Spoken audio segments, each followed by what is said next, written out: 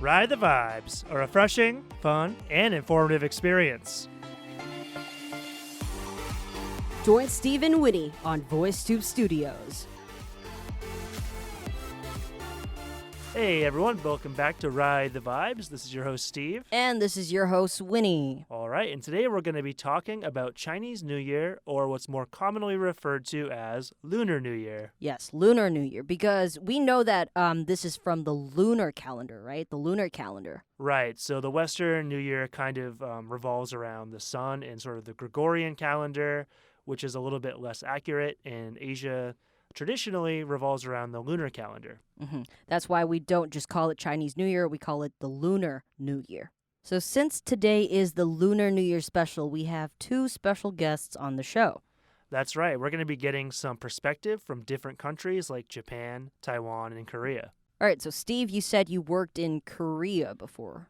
That's right. So I had a little bit of an experience with the Korean holiday, which is known as Seoul now, which is the equivalent of Lunar New Year. All right, so you'll be covering that part. But what about Japan? Well, I think we have a special guest from Japan today. Ooh, all right. Who is she? こんにちは、福岡出身のゆきこです。今回初めてのポッドキャストで、ちょっと緊張してます。頑張ります。 So that's Yukiko, a true Japanese woman. All right, so who's next? We have one more Taiwanese guest today who is also a coworker. Welcome, Victoria, to the show. Hi, everyone. This is Victoria. Nice to meet you all. Why do you sound a little awkward there? Hey, yo! All right, so to be honest, I have no idea what Yukiko just said. So can you just sort of translate that in English for Dum Dum Winnie? I'm Yukiko from Fukuoka. And this is actually my first time, so I'm a bit nervous, but I'll do my best. All right, cool. So we have two guests today. So we have a lot to talk about, but I think at first we should start with Taiwan since we have two people from Taiwan here. You guys want to talk about certain aspects of the Lunar New Year, like gambling? I was really curious with this gambling thing. What is that? All right, so when it comes to gambling, I am not an expert, and I got to admit, I am a dum-dum when it comes to gambling. I do not know how to play mahjong, I do not know how to play dala, or I do not know how to play poker. I am basically an idiot when it comes to gambling, so I'm going to give this one to Victoria. Right. So this is something that my family do. I don't know if you guys do it too. That we like to play poker and mahjong like all night. For especially the first day of the Chinese New Year Eve to 守岁, because 守岁 actually means that you have to stay up. Stay up all night? Stay up all night, yes, so that you can have a better year. I don't know. Yeah, well, I think so. 除夕, right, is the first night of the Lunar New Year is like 除夕, right? Right. Uh-huh. So we pretty much, I learned everything from my dad, like poker, how to show hand, soha. Soha. Yes. I know the term, but I have no idea what that is. Right, but I'm still like a bad gambler too. So Hey, this is at something that's just least for you fun. know how to gamble. Yeah. I tried to join them, but every time they're just like playing their mahjong and playing their poker. I'm just always sitting at the corner and crying by myself. Really? Actually, there's so many rules for different types of mahjong. There's like Cantonese mahjong. There's also Taiwanese and something else like China. So like at one point, like three of my roommates back in the States, we created our own mahjong rules. You created your own mahjong rules. Because one of them is from Hong Kong, one of them is from China, and I'm from Taiwan. So we combined everything together. We created our own mahjong rule. I'm already having a headache. Yeah, that's pretty interesting. I'm actually really surprised to hear that poker is a popular game during Chinese New Year. Because whenever I think about poker, I always think about the West. And I had seen my family's, my friend is married to a Taiwanese woman, and their whole family goes crazy for mahjong during the Chinese New Year. So I was aware of that game. Well, like I said, I am not very good at gambling. I don't even know how to play the game. So when it comes to the Lunar New Year, I'm always in the kitchen. I cook for my family because on 除夕夜, the first night of the Lunar New Year, we have reunion dinner. So I'll be in the kitchen. Oh, okay. So it almost sounds like kind of maybe what like Thanksgiving would be for like the U.S. or Canada. So how does this reunion dinner play out? It's like you said, it's very similar to your Thanksgiving dinner. But I'm gonna let Victoria tell us her story first. Okay, so for reunion dinner, usually everyone moves to the south if you live in Taipei, and usually you just eat a lot of food, stuff yourself with food, and wait for the hongbao. Wait for the red envelopes, right? Right. Well, I think the the traditions of reunion dinner has changed a lot because I think in the past when in the older times and for the older generations, there are certain dishes that definitely has to be on the table. For example, fish, meaning that you will always have, extra food on the table and you will always have a rich life. And then also niangao, rice cake. We say 步步高升, that means you will keep improving. But now I think since people are getting busier and busier, they usually order food takeout. So that is a very, very interesting phenomenon. Okay, so Steve and Yukiko, you guys have been living in Taiwan for quite a few years. Now, I want to know your experience with the Lunar New Year. Yeah, I actually haven't done a whole lot for Chinese New Year, even though I've always really kind of wanted to see it more closely with like a family. But I did have one encounter with the hongbao, or the red envelopes that usually have money in them. I went inside Family Mart, which is a famous convenience store in Taiwan, and they actually gave me a free hongbao, which was kind of cool. And I actually won money on it. I won, I think it was like 300 or 500 new Taiwanese dollars. You're very, very lucky. I don't think I've ever won anything like that. Yeah, so that's actually sadly about all I have. But Yukiko has also been in Taiwan for quite a while. So I'm curious about what your experience with Chinese New Year has been. I actually didn't really get to experience like a hardcore Taiwanese New Year, but I think we did the takeout from the restaurant. It had like how do you say, the something is jumping in the pot soup or something. 佛跳墙, 对不对? Yeah. I had that and some kind of like a crab and stuff. Okay, so you've gotten to try quite a bit of the traditional foods. Yeah, I think so. And how does this differ from Japan? The food is different at the first place. We have this the food called osechi that usually, if it's countryside, like a mother or the grandma cooks. And then, just like Winnie said, that nowadays people are so busy, so they just buy the takeout. And then also, what you guys mentioned, the hongbao. We actually do have the same thing, but it's not the color related, though. We just call it otoshidama, and then it's for the kids. Yeah, I think that's very similar to in Taiwan. Like if you're a kid, you receive more hongbao, and then if once you start working, you have to give hongbao to the kids. Or you might not be getting any hongbao once you start working. Like exactly. Me right now, I'm crying. But actually, in China, they do give hongbao on WeChat, so it's digital. So I know that in Taiwan we don't use WeChat, but I think there are other apps that that is like similar to WeChat that you can give hongbao to, but I don't know what they are, so I'm going to do some research, and then I'm going to tell my parents and hopefully get some hongbao. Yeah, so I'm actually curious because you say the kids get the hongbao or the red envelopes, but my friend who's married to a Taiwanese lady, he says he has to give red envelopes to her parents. Well, out of respect, I think you should be giving to your parents or elders a big packet of hongbao. Yeah, like once you start working, you kind of have to do that because when it comes to Asian culture or Chinese culture, we really put a lot of emphasis on 孝顺. That means giving back to your parents. Because when you were younger, they took care of you and, they paid for your school and stuff. So, like, in return, you kind of have to give them hongbao to thank them. Okay, well, that's kind of interesting there. Speaking about Chinese New Year, I'm wondering what everyone's favorite part of Chinese New Year is. Unfortunately, I don't really get to participate in this holiday as much as I wish I could. So my favorite part is actually probably just getting some time off of work and having about a week to travel or relax. That is very important. But my favorite part of Chinese New Year is probably the lottery part, the scratch tickets. You can use some, like maybe $100 bill, like little money, and then you can win some extra money. And then I would always use the money that I won to buy some firecrackers.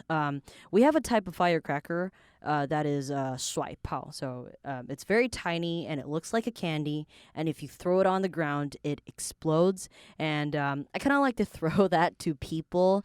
This is not recommended. And if there are any kids listening, do not do this. This is very dangerous. So I like to call this the firecrackers battle.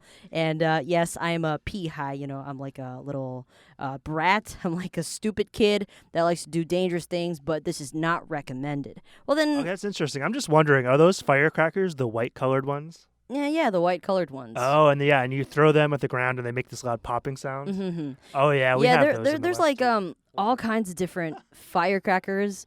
I would say the one that I'm talking about, the Shuaipao one, is probably the safest one. Oh, okay, that's interesting. So I'm wondering, Yukiko, what is your favorite part of Lunar New Year? My favorite part is the food. To be honest, when it comes to Japanese New Year, and then we get to eat food, and then the next day we get to eat food again, and then food, right? And then we get to take a rest as well. We do have the other lottery thing as well. I think the price is pretty high. I think it's 300 million or more than that. Yeah. So people go crazy about that. But we try that. I never won any of it, sadly. We don't do firecrackers, though. Don't do it, guys. It's dangerous. Okay, thanks, Yukiko. I think we've already made it very clear that firecrackers are dangerous, and I don't do that anymore. That's the little Winnie. All right. Victoria, how about yours? I have to agree with Winnie, the lottery part, because it's one of the things that actually can, people are like superstitious. Like maybe if I scratch the lottery, or wait, what? Scratch the paper? Scratch the paper? Scratch ticket. Scratch ticket, then I'll be lucky, and prosperous throughout the whole year. Mm-hmm. But another thing that I like to do is go to the temple. Mm-hmm. Yes. Go to temples. Well, I'm a Christian, so I'm not really familiar with this part. So I'm going to leave that part to you. Right. It's just about praying and stuff and just wishing for a safe and healthy life. Mm-hmm. Usually because if it's like a new year, some of the horoscopes in Chinese horoscopes that you will get like 犯太岁, you might have like bad luck, or some things that you have to go to temple to wish for good luck. Mm-hmm. All right. I know that in Japan, you guys also have lots of temples, right? So do you have any experience when it comes to going to temples during your New Year, Yukiko? We do have the thing called Sansha Mairi, and then you go to temple or shrine, either's fine, temple or shrine, and then you go 3 of them. And then you wish for the good luck for the new year, and then, yeah, that's about it. Me and my family do that every year. I don't know if a lot of people still do that, though. Yeah, that's really interesting. I've never really experienced temples on a holiday because kind of like Winnie, I grew up in a Christian household, so we did more churches. But I have seen in Taiwan that they like to burn money. I don't know if they do this for Lunar New Year, but I see that they burn money and they do a lot of stuff with incense. And people tend to pray and I guess probably wish for good luck. It's, religion and tradition is sort of like the same thing in Taiwan. A lot of the things are sort of intertwined, I think. Hey, you know what? I have a question about the burning thing on the street. I see that on the street a lot of times, the people just burning the stuff on the street. I heard it's the money for the people who passed away, but I actually see it really often. So, are they burning every day for the money? Like, what is it about? Well, yes, like I said, the religion and tradition is these two things are sort of intertwined in Taiwan. So, as far as I know, when it comes to companies or stores, from the lunar calendar, the second day of each month, 初二, they would burn some money and then they would sort of worship the god, and they pray for good business. That's what they do. And then when it comes to the ghost month, 中元节, they also do that. Most of the times, it's for your ancestors. They say giving money to your ancestors so that they can have a really good life in heaven. They can buy the things that they want. So this is the tradition. But it's actually not real money. It's just paper money with, the idea that this is money burning for the ancestors or spirits, something like that. Yeah, and I think nowadays they don't just burn money, they also burn cars. Right, paper cars, paper clothes. But actually, it's really bad for the environment. So right now, you buy them, and then the temple will recollect them. Like this is your thought. So you're purchasing it good. So we're just recycling it for you, for other people to purchase. Yeah, it's still very important that we protect our planet, and it's the thought that counts. And one last thing that I want to talk about that is also very important. So I think everywhere you go, not just during Chinese New Year, we would have 春联. We have these spring couplets, and they're usually there all the time, right? But every Chinese New Year, we would replace with new ones. So what is a 春联? What is a couplet? It is you would write. Do you say write or do you say paint? Well, we would do Chinese calligraphy on a piece of red paper. Yes, it's very important to change. My dad always makes me change it every year because sometimes, like this year is the year of the rat. It's actually the golden year of the rat too. Why? What is a golden year? Because it rotates, and this year happens to be 金鼠, so like golden year. A golden rat. So supposedly it should be more, I don't know, you should be more wealthy, I don't know, something like that. Steve is Googling, so Steve, what did you see? Yeah, since I've not really had any idea of what's going on in this part of the conversation, I decided to Google it, and it's called the Year of the Metal Rat. So Metal Rat Year. Basically, Victoria had it right. It's going to be a very prosperous and strong year for all the zodiac signs, so whatever animal you are. And everyone will be, it's a great year for founding and evolving. And if you buy real estate, start a business, or invest your money long term, it's supposed to be a good year and you'll be satisfied with your long term investments. All right, so that's pretty much the Taiwanese Lunar New Year experience. Steve, what about your Korean New Year experience? Yeah, so I was a teacher in Korea from 2014 to 2016. And since I taught kindergarten, my students were like 5 years old, I got to teach them about their Lunar New Year, which is called Seoul now, and I also got to learn myself. So I know that, I'm not an expert, I'm not Korean, but I know the most famous food they eat is something called jeon. There's not really an English translation for this, so it's basically a pancake made with fish, vegetables, and rice. They like to play games. So I remember for my students, we actually made a dreidel. Do you know what a dreidel is? I have no idea what that is. It's also known as a top. Oh. So you spin it. 陀螺. Top. And I'll give my one experience I really had, though. I used to take my students on field trips, and they had one field trip where they had to where they had to do all this traditional stuff and learn about Seoul Now or Lunar New Year. And one of the biggest parts of Seoul Now is actually a bow. It's called sebe. It's a bow they have to do. Children do it for their elders. It's kind of a show of respect. But it's very, very specific in the order you need to do it. Like you need to do stuff with like your left hand and right hand and your knees, and you have to bow in a very specific order. And my students were much better than me, so I kept messing up, and this older Korean woman kept like readjusting my body and moving my hands around. So I wasn't very good at it, but it was really cool to actually get to join the children in part of the festivities. And the last thing I'll mention is that much like Chinese, there's kind of traditional clothing. In Korea, they call them hanbok, and they're Korean traditional clothing. They're very colorful, like red, orange, green, and they look really, really lavish and nice. And so the students all dressed up in these clothing, and I guess on the first real day of Seoul Now in the morning, people will put on their hanbok, which I think they change every year or every few years. Yeah, I think when it comes to traditional clothing, it's the same in Taiwan and also in Japan. I think, do you guys wear kimonos? I don't think we do that anymore. I know that my grandparents' generation, they used to wear kimono on a New Year's Day. Right. I think in Taiwan, we also have very similar thing. There's actually no English word for that, but it's called 棉袄. So it's like cotton padded jacket with like some traditional patterns on it. Yes, as a kid.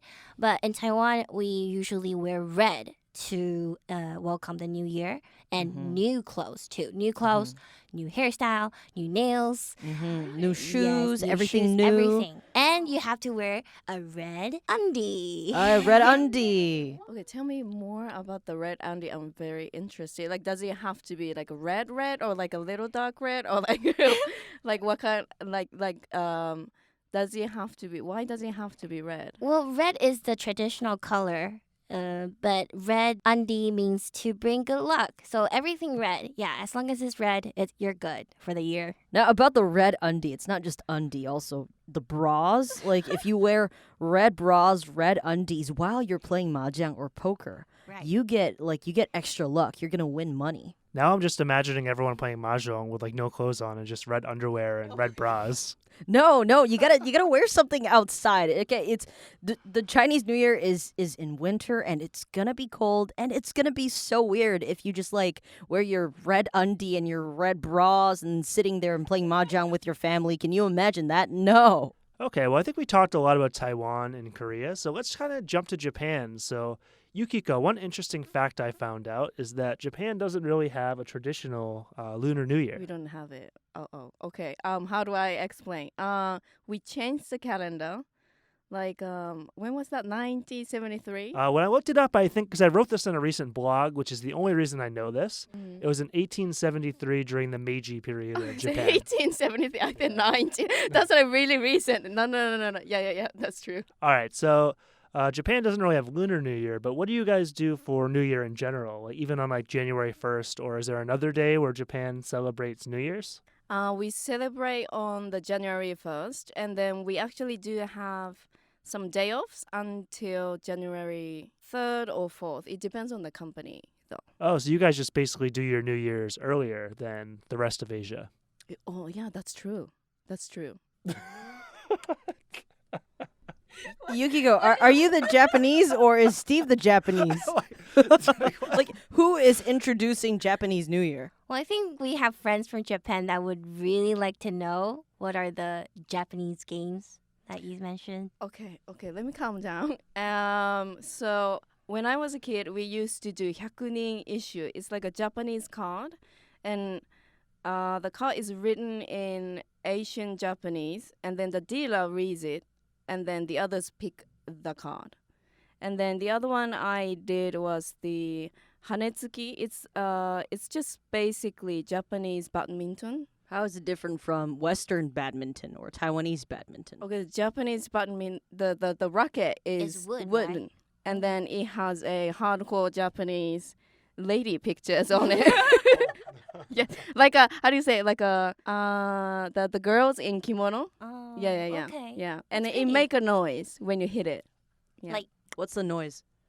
It's like ding. No.